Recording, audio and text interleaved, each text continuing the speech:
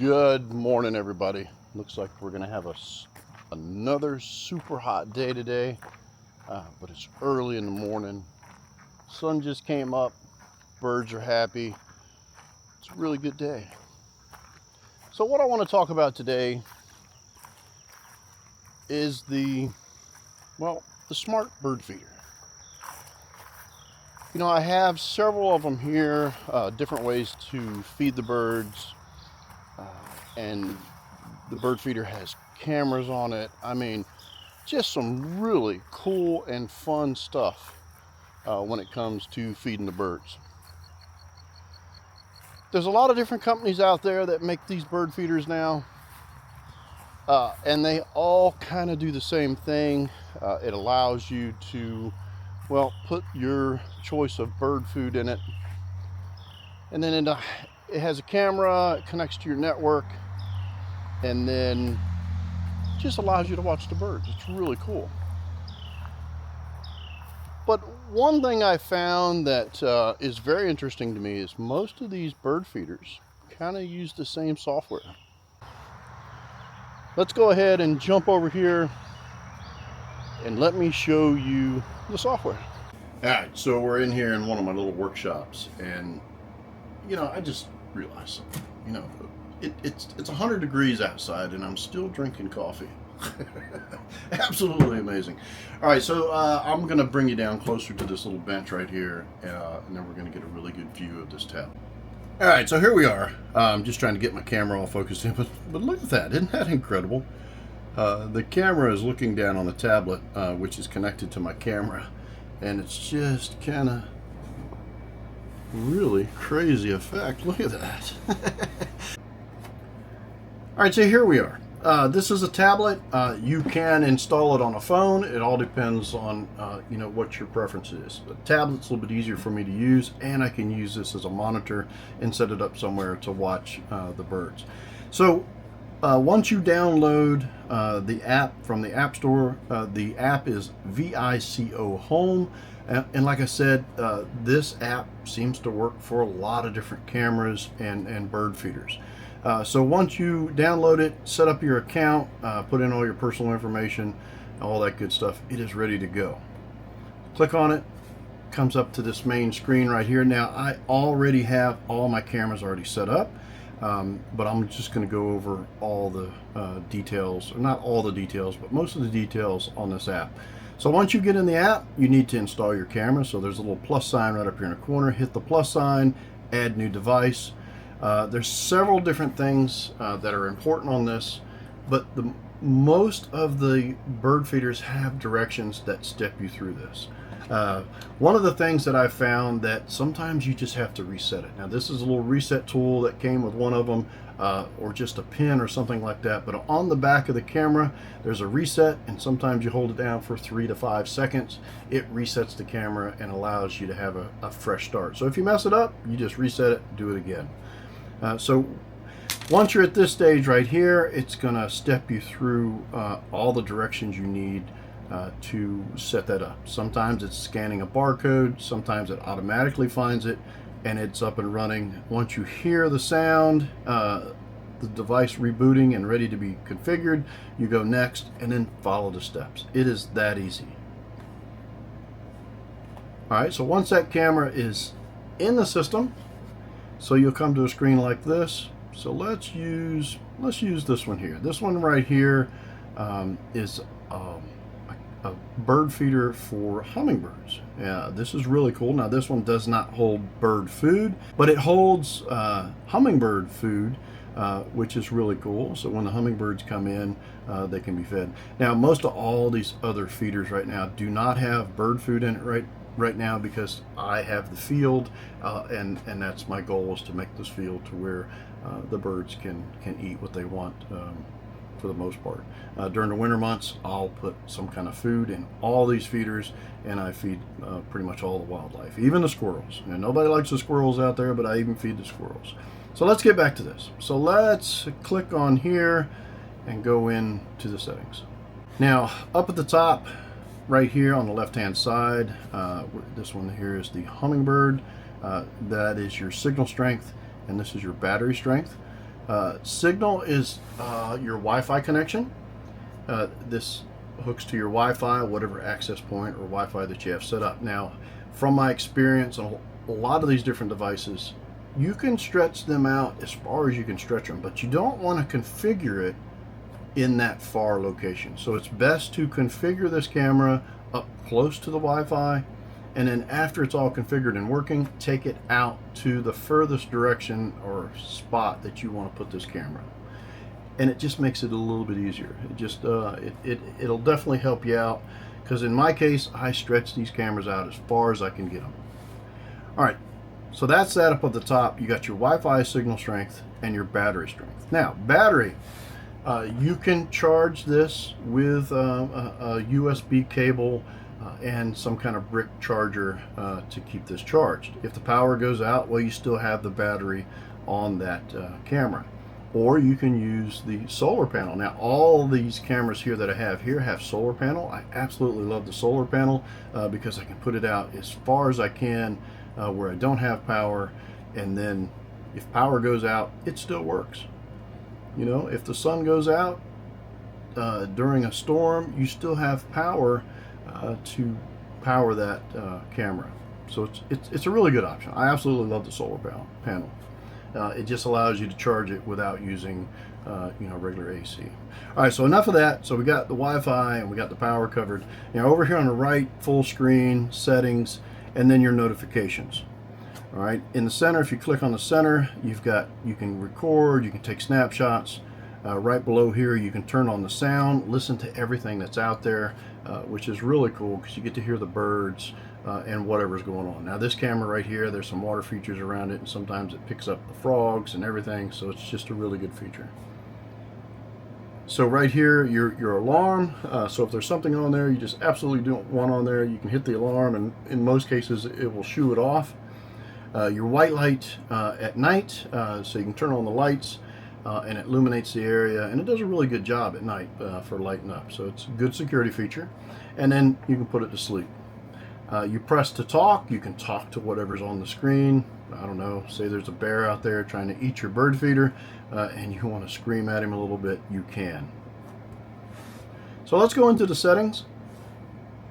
So the settings, there's a ton of settings in here. All right, in here, right here, you can see that 100% on charge, your Wi-Fi signal, status online, and then the location. Right here, your motion detection. Now in motion detection, you have a lot of different settings in here. You can turn it on, turn it off, set your detection sensitivity, depending on how you want to set that up. Record settings, sleep, schedule settings. Ton of stuff in here. It's all configurable to what you want it. Notifications, you can set this up to notify you in certain situations. If you get a notification or there's a bird that comes up there that you wanted to see, or if you just want to get alerted, this is where you would take care of all that. All right, so we just covered the notifications. Let's go into alarm settings. This is where you would set up audible alarms, flashlights, however you want to set this up.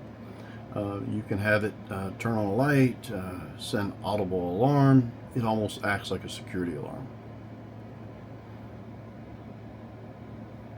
Your video settings, ton of different settings in here for different record qualities, lower quality, high quality, rotating the image, anti-flicker, flicker frequency, 12-hour format, starlight, all your night sense settings are in here to where you can change it to either turn on LEDs or turn them off or turn on lights or color mode, depending on what you want. Your sensitivity, ton of features in here. Here again, depends on what you want. SD card. Now this is really cool for the simple fact that if you want to use the cloud, that's a service that they offer. And then some of them have some AI features that you can subscribe to, which is really nice. But the good thing about the cloud, if a tree fell on your feeder and totally disintegrated it, you always have the footage that was recorded up to that point on the cloud. You know, and it's peace of mind. So you know that all the recordings and everything that you set up through this company or whichever company you go with, everything's on the cloud, so you can reach it in any place. Now, me, I like the SD card because I can go back and look at it any time, and I don't have the extra cost of the cloud. But really cool feature, SD card. I mean, you're allowed to look at your footage. Let's see if we got a hummingbird on this one. Oh, there's a hummingbird. He just came in, and I got a motion detection right there. So that's really cool. He came in pretty fast. Let's see if we can get him to play again there. Yeah, he must not liked it. So really cool that the fact that you can get all these different videos and snapshots of you know, different birds coming into these feeders. So that's a really cool feature. Oh, there he was. He came back. So that in itself, depending on how you want to set it up, either SD or cloud, it's definitely worth it. Now, the speed of how it connects depends on a lot of things. It depends on, you know, your Wi-Fi. I mean, it depends on signal. There's a lot of things that affect on how fast this connects. Now, I was able to connect, you know, from another area using my cell phone, just my cell service, and it works really smooth. It allows you to connect to the bird feeder and see what's going on without being home, which is a really good feature. So that is some of the basic settings inside the settings. I think I covered everything.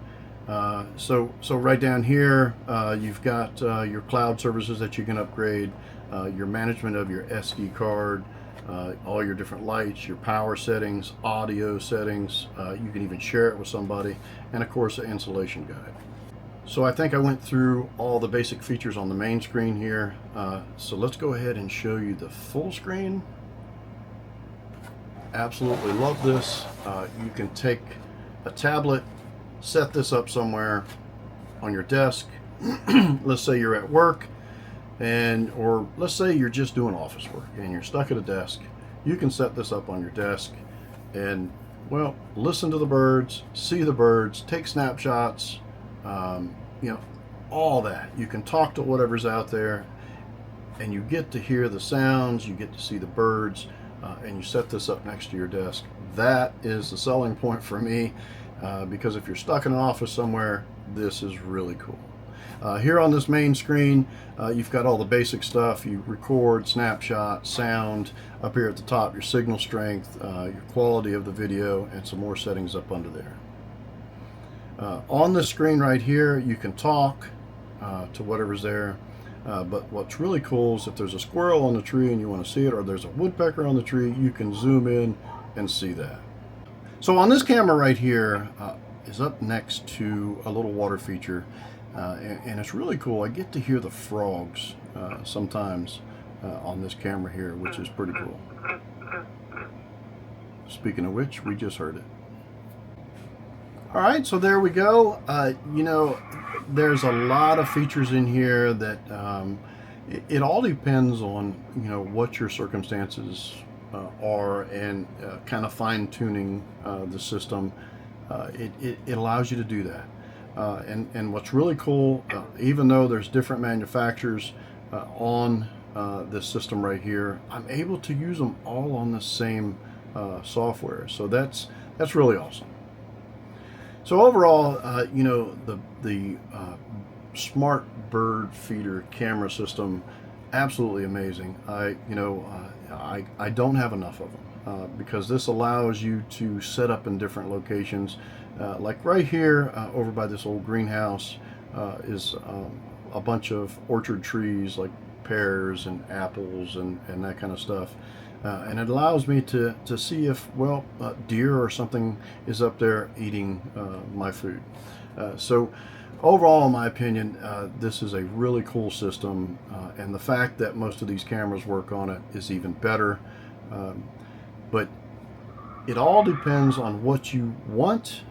You know, all these feeders have different options, you know, and ease of ability to feed them to all the different containers that you have. Like this one here has a little couple little pieces here for hummingbirds, you know, and then another little tray and then another little fork and spoon thing to hold different fruits, and depending on how you want to feed your birds.